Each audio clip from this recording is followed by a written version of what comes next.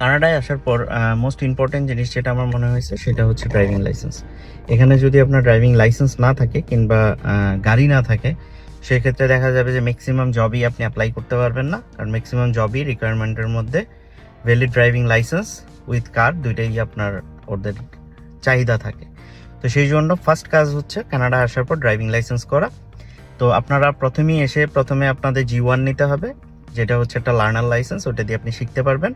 And G2 হচ্ছে একটা আপনার মিডিয়াম লাইসেন্স, যেটা দিয়ে আপনি গাড়ি ড্রাইভ করতে পারবেন, কিছু রেস্ট্রিকশন আছে। আর G হচ্ছে ফুল লাইসেন্স। তো G2 দিয়ে মোটামুটি সব কাজই করা যায়।